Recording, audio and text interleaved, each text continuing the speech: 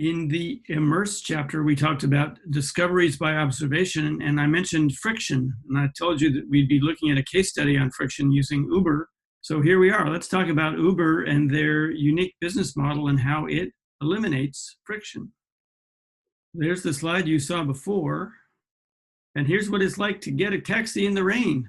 It's usually really hard because there's not enough cars for the number of people. So you often end up getting soaked, even if you do have an umbrella, a very unpleasant experience. And then the taxi that doesn't stop for you splashes you because it drives through a puddle and you get even more soaking wet. So all in all, not the way to go. If you do happen to get a cab and it's a long ride, then you get in and you really probably don't know what it's going to cost. How much is it going to be? I've been in taxis many times when I watched the meter just climbing and climbing, and I wondered, my gosh, how much is this going to cost me? Sometimes it's a lot, and sometimes it's painfully a lot. You just don't know. Then when you do get there, you have to pay, and then you have to decide, do I want to give this guy a tip or not? Do I want to give this driver a tip? I'm not sure. How good was my experience, and what's my obligation? It's an ambiguous situation that can be quite uncomfortable. Well, the Uber experience, of course, is quite different. At least it's designed to be different. Uber, Bolt, Lyft, Didi, depending on where you are in the world, the ride-sharing model is a superior business model because it's eliminating hassle. You have a map, you know where you're going. The driver knows where you're going. You know what the cost is going to be, either approximately or exactly, removing two forms of uncertainty and two forms of risk. So generally, we can compare the two by looking at these two tables. So the taxi experience, the Uber experience, hailing a cab soaked in the rain. Oh, Uber comes when I call. Wow, that's so much more convenient. I can wait inside until the car's here. I don't have to stand outside getting cold or wet. Taxi is a random pickup. It's based on luck, happening to be on a street where there is a cab. Scheduled pickup planning, much more reliable. How much will it cost? The price is known up front for Uber. What's the route? The route is shown.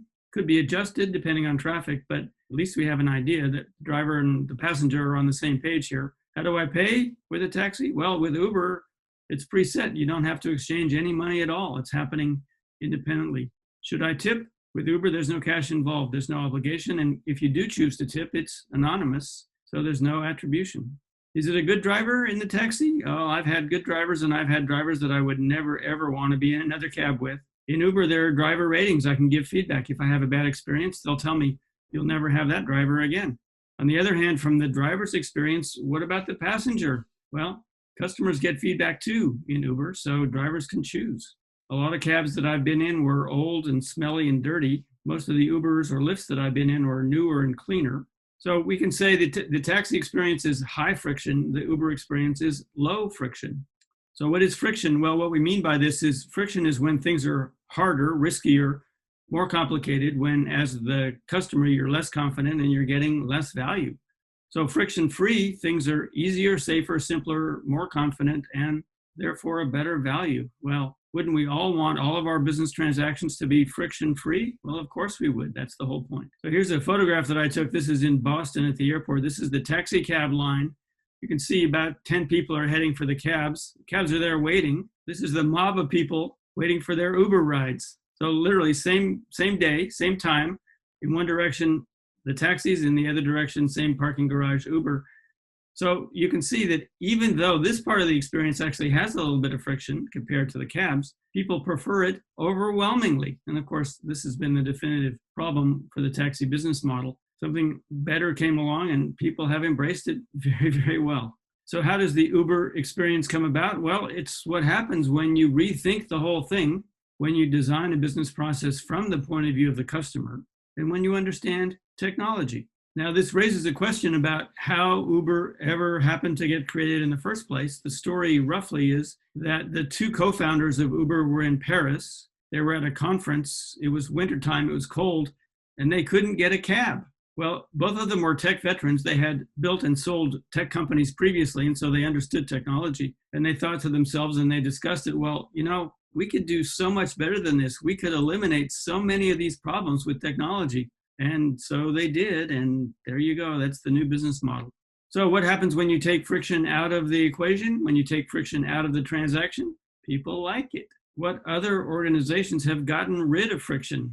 Well, it turns out that a lot of them have. In the non-tech world, there's FedEx. FedEx made Shipping a package really easy, really reliable, gives the customer much, much more confidence than the post office. McDonald's, yeah, it's a friction-free experience. The drive-through, it's fast, it's consistent quality. WeWork, even though their business model and their valuation has dropped precipitously over the last year, still the core of the business model is about removing friction. It's enabling small organizations to work in a nice modern environment without all the hassles of leasing their own offices. Turns out even big companies like the WeWork model too. So instead of opening branch offices, they're just renting some space in WeWork for their local employees to be able to hang out and get their work done. Starbucks, well, they've perfected the art of how do you customize the $5 luxury. It's friction-free because you get customized exactly what you want really, really easily. On the tech side, of course, we've got examples of Amazon, Google, M-Pesa, and Netflix. So Amazon, well, their entire business model is built on removing friction. That's what Prime is all about. Instant delivery, or nearly instant, overnight, or even the same day in some cases. Did you notice they opened a returns counter in Kohl's? Kohl's is a discount department store in the US. You can do your Amazon returns there now. It's very simple. They, again, eliminated the friction.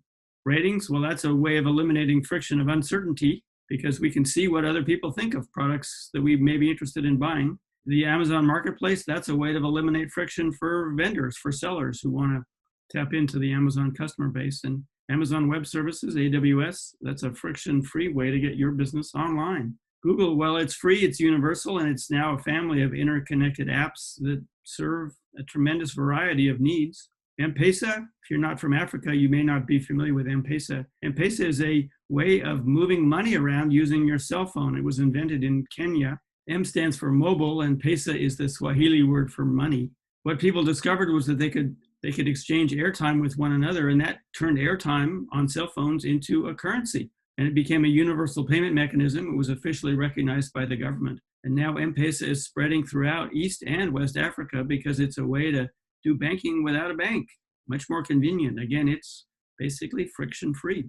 Netflix, well, it's much better than the video store. It's much easier, and the selection is ginormous. So again, getting rid of friction makes for a successful business, as we can see with these 8 examples. What about Nike? Well, that's the intended purpose of the Nike Town stores. When Nike established Nike Town in the 1990s, what they wanted to do was display their entire product line in a way that was attractive to customers, in a way that would enable customers to understand everything they offered. Before Nike Town, Nike products were only sold in sporting goods stores that had multiple brands, and Nike felt that the representation of their brands was never adequate. So they opened a first prototype Nike Town store in Portland. Turned out to be one of the most visited tourist attractions ever in the history of Portland because it embodied the brand in such a clever and interesting way. So it's now on its 3rd generation in Portland, and there are Nike Towns all over the world. Again, it's a friction-free way for Nike to display its wares and to convey its brand identity around sports and participation. Now, a retailer that got inspired by Nike Town is Apple. So what's an Apple store? An Apple store is a way that Apple can reach its customers in a friction-free manner. Just like with Nike, Apple products were available through other computer retailers, and Apple was never satisfied with how their products were represented. So they opened the first Apple store. Do you remember what happened? Experienced retail executives said, well, this is going to be a failure. No one's going to want to go into an Apple store. They'll probably shut them down in 3 or 4 months because it's not going to work. Well, the experts were wrong, and Apple understood that because Apple knew that customers wanted a friction-free way to learn about and purchase technology. And what about the image on the left, the iPhone? Well, the iPhone is a device for removing friction. That's what it does. It makes it easy to do hundreds or thousands of things. Every app is an attempt to remove friction from some sort of information or business transaction. There's an advertisement created by Nokia for their cell phones of 2007. Nokia thought that a telephone was a device for telecommunications only, a device for talking, and that needed a keypad. Apple said, well, actually, it's a universal computing device. It's a way to make lives easier for people. And by the way, it doesn't even need a keypad. Nokia is not really around much anymore. Apple dominates the global smartphone market precisely because they had a vision of removing friction from the customer's experience. So how do they do it? They understand the customer's experience. They understand it in a deep manner. This is often called customer experience design. Sometimes it's called human-centered design. And all the examples that I cited, by the way, all 8 examples are instances of business model innovation, business models designed specifically to eliminate friction, to make the customer's experience better, to be human-centered in the sense that what do humans want? Humans want things easy, convenient, fun, interesting, informative. Here's another example of business model innovation and how business models bounce off of one another. So the image on the top of the screen is a Home Depot, the gigantic warehouse store where you can get anything for your home. Well, that removes friction by making it possible to buy everything from flooring to nails to screws to glue to appliances to lawn furniture to everything you'd need for your home in one place. Having it all in one place is a way to remove friction. But on the other hand, if you're only looking for something simple, then it is friction. It creates friction because it's hard to get in and out of the store. So Ace Hardware in the US, a chain of independently owned hardware stores that has an affiliation with the Ace brand, they position themselves as the anti-Home Depot. Look, there's 5 friendly people waiting to help you. In Home Depot, you can run around for half an hour and not find anybody who can help you. In Ace Hardware, you'll find somebody in 5 or 10 seconds who can help you. So it's a business model innovation in response to another business model innovation. So we can see how one idea spawns a contrasting idea, a different idea. One innovation leads to a different innovation. And so we know as customers, well, for certain kinds of things, we definitely want to go to Home Depot. But for other kinds of things, the local hardware store, which may be an Ace Hardware. So how do they do it? Well, we reduce cost, we reduce wasted time, we eliminate risk, we eliminate uncertainty. Those are 4 things to get rid of.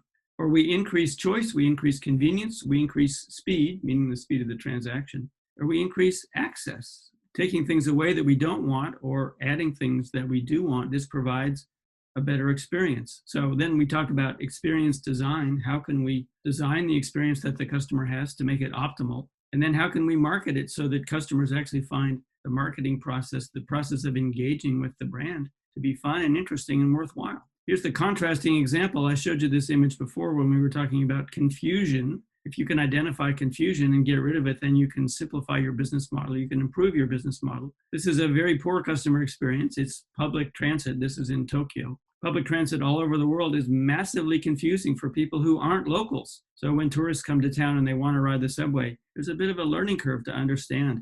How do you read the map? How do you buy a ticket? How much do you pay for it? How do you get through the fare gates onto the train? How do you find the right train? How do you know when to get off? These are all anxiety-provoking questions for tourists. There's a great opportunity to improve the tourist experience in mass transit. Honestly, I don't know of any mass transit system anywhere in the world that's done that. It's really always designed for locals, and it assumes that you've learned how to use their confusing systems because the systems are never simple to use. Great opportunity for innovation. We'll see which city grabs the initiative and makes their transit system simple and easy and fun. So what's innovation? Well, all of these things are innovation. Removing friction is an example of an innovation process, making things better, making things cheaper, easier, more fun, and by the way, making your business more successful.